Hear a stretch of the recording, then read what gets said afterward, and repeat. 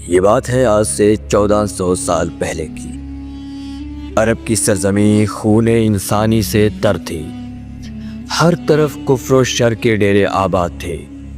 ظالم دن بدن طاقت پکڑتا جا رہا تھا اور اسے لگام ڈالنے والا کوئی موجود نہ تھا۔ نہ کوئی مظلوم کی آہ سننے والا تھا اور نہ ان کے حق کی بات کرنے والا موجود تھا۔ صرف اور صرف طاقت کے نشے میں دھت لوگ اپنی دولت کا استعمال مظلوم و بے سہارا لوگوں کو کچلنے کے لیے استعمال کیا کرتے۔ ایسے میں اللہ رب العزت نے قریش کی سرزمین پر ایک ایسے انسان کی تخلیق فرمائی جس کا مقصد انسان کو کفر و شر کے اندھیروں سے نکال کر ایمان کی روشنی سے سرفراز کرنا تھا، مگر یہ راستے کوئی آسان نہ تھے۔ نبی کریم صلی اللہ علیہ وآلہ وسلم نے جب نبوت کا اعلان کیا تو اس کے بعد سے نبی اکرم صلی اللہ علیہ وآلہ وسلم اور ان کے پیروکاروں کو ہر ممکن کوشش سے اذیت دینے کی کوشش کی گئی۔ کبھی ان کو تپتی صحراؤں پر لے جایا گیا تو کبھی ان کے گھر بار سے ان کو نکالا گیا، کبھی ان کو زخم دیے گئے اور کبھی ان کو اپنے پیاروں سے الگ کیا گیا۔ ایسے میں ضروری تھا کہ مسلمان اب مکہ سے مدینہ کی طرف ہجرت کر جائے، اور اللہ تبارک و تعالیٰ کے حکم سے مسلمان مکہ سے مدینہ ہجرت کر گئے۔ مگر جب قریش کو اس بات کا علم ہوا کہ مسلمان مکہ سے مدینہ ہجرت کر گئے تو انہوں نے یہ بات اپنی عزت اور اپنی انا کا مسئلہ بنا لیا۔ انہوں نے مسلمانوں کے گھر بار کو کچل دیا، ان سے مکمل طور پر بائیکاٹ کر دیا، اور یہاں تک کہ پیغمبر صلی اللہ علیہ وآلہ وسلم کو مارنے کی ناپاک کوشش کی گئی۔ مگر پھر ایک وقت ایسا آیا کہ جب نبی اکرم صلی اللہ علیہ وآلہ وسلم اللہ کی مدد سے مکہ سے مدینہ ہجرت کر گئے۔ مدینہ میں مسلمانوں کے حال کچھ بہتر نہ تھے۔ مسلمان بھوک، افلاس اور اپنے گھر بار سے دور تھے۔ ایسے میں مسلمانوں کو یہ خبر ملی کہ ابو سفیان کا تجارتی قافلہ شام سے مکہ آ رہا ہے۔ اس قافلے میں مکہ کے بڑے بڑے سرداروں کے تجارتی سامان موجود تھے۔ یہی وہ وقت تھا جب مسلمان اپنا بدلہ لے سکتے تھے۔ ابو سفیان کو جب اس کی خبر ہوئی تو اس نے فوراً مکہ پیغام بھجوایا کہ مسلمانوں کے خلاف جنگ کی جائے۔ جاؤ، اپنے مال کی حفاظت کرو، محمد کارواں پر حملے کے لیے مدینے سے نکل آیا ہے۔ البتہ ابو سفیان نے پیغام تو بھجوا دیا، مگر جنگ کے آغاز سے پہلے ہی ابو سفیان کا قافلہ خیر و عافیت سے مکہ پہنچ گیا۔ اب ایسے میں قریش کے بڑے بڑے سرداروں نے یہ مشورہ دیا کہ اب چونکہ ہمارا قافلہ خیریت سے پہنچ گیا ہے تو لہٰذا اب ہمیں مسلمانوں کے خلاف جنگ کی ضرورت نہیں۔ لیکن ابو جہل نے یہ فیصلہ کیا کہ چونکہ مسلمانوں کی تعداد ہم سے کئی زیادہ کم ہے تو لہٰذا ان پر حملہ کیا جائے اور ان کا نشان صف ہستی سے مٹا دیا جائے۔ کارواں محفوظ ہے، اب لڑنے کی ضرورت ہی نہیں۔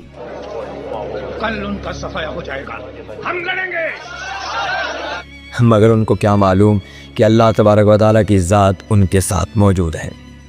قریش کی فوج میں اس وقت کے مشہور جنگی سردار شامل تھے، جیسے ابو جہل، عتبہ بن ربیعہ، شیبہ، ولید بن عتبہ وغیرہ۔ یہ فوج بہترین ہتھیاروں سے لیس تھی۔ ان کا مقصد مدینہ پر حملہ کر کے اسلام کو جڑ سے اکھاڑ پھینکنا تھا۔ اس کے برعکس مسلمان صرف 313 تھے، جن میں صرف 2 گھوڑے، کچھ اونٹ اور چند تلواریں موجود تھی، لیکن ان کا جذبہ ایمان اور اللہ پر بھروسہ اپنی مثال آپ ہے۔ رسول اللہ صلی اللہ علیہ وآلہ وسلم نے اپنی فوج کی قیادت خود فرمائی۔ اس جنگ میں حضرت ابوبکر رضی اللہ تعالیٰ عنہ، حضرت عمر رضی اللہ تعالیٰ عنہ اور حضرت علی اور دیگر صحابہ اکرام موجود تھے۔ جنگ کا آغاز 17 رمضان مبارک کی صبح دونوں فوجیں بدر کے میدان میں آمنے سامنے آئی۔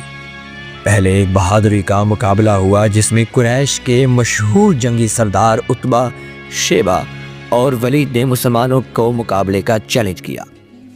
نبی کریم صلی اللہ علیہ وآلہ وسلم نے حضرت حمزہ، حضرت علی اور حضرت عبیدہ رضی اللہ تعالیٰ عنہ کو بھیجا۔ یہ تینوں مقابلے جیت گئے اور اس سے قریش کی ہمت ٹوٹ گئی۔ اس کے بعد مکمل جنگ کا آغاز ہوا۔ رسول اللہ صلی اللہ علیہ وآلہ وسلم نے اللہ سے دعا کی، یا اللہ، اگر آج یہ چھوٹی سی جماعت مار دی گئی تو پھر زمین پر تیرا نام لینے والا کوئی موجود نہ ہوگا۔ اللہ نے اپنے فرشتوں کے ذریعے مدد کا وعدہ فرمایا اور قرآن میں بھی اس کا ذکر موجود ہے۔ اور یقیناً تمہارا رب تمہاری مدد کرے گا 1000 فرشتوں سے جو لگاتار اتارے جائیں گے۔ جنگ کا نتیجہ۔ جنگ کے انجام تک مسلمانوں نے قریش کی فوج پر فتح حاصل کی۔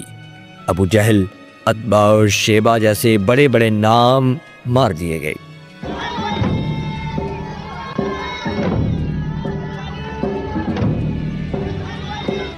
قریش کے 70 لوگ قتل ہوئے اور 70 لوگوں کو قیدی بنا لیا گیا، جبکہ اس کے مقابلے میں مسلمانوں کے شہداء کی تعداد صرف 14 تھی۔ یہ جنگ صرف طاقت کی لڑائی نہیں تھی بلکہ حق اور باطل کا فیصلہ تھا۔ اس نے اسلام کی بنیاد کو مزید مضبوط کیا اور حق اور باطل کے درمیان فرق کیا، اور اسی وجہ سے اس دن کو یوم الفرقان کے نام سے بھی جانا جاتا ہے۔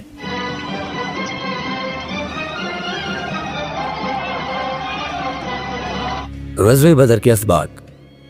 غزوہ بدر سے ہمیں کئی اہم اسباق ملتے ہیں، جن میں سے ایمان اور یقین کی طاقت، ہمت، حوصلہ اور دعا کی قوت اور اللہ پر ایمان شامل ہے۔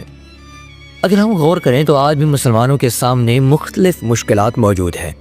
ہمیں غزوہ بدر یہ سکھانا چاہتا ہے کہ جب تک ہم اللہ پر بھروسہ، اتحاد اور اپنے حق پر قائم رہیں گے، کم ذاتی وسائل کے باوجود کامیابی ہمارا مقدر ہوگی۔ غزوہ بدر اسلام کی تاریخ کا اہم موڑ ہے۔ یہ جنگ ثابت کرتی ہے کہ حق اور باطل کی لڑائی میں کم طاقت بھی ایمان، یقین اور اللہ کی مدد سے جیتی جا سکتی ہے۔ یہ جنگ آج بھی مسلمانوں کے لیے ہمت اور امید کا پیغام ہے۔ اللہ رب العزت سے دعا ہے کہ اللہ تبارک و تعالی ہمیں نبی اکرم صلی اللہ علیہ وآلہ وسلم کے فرمودات اور ان کی سیرت پر عمل پیرا ہونے کی توفیق عطا فرمائے۔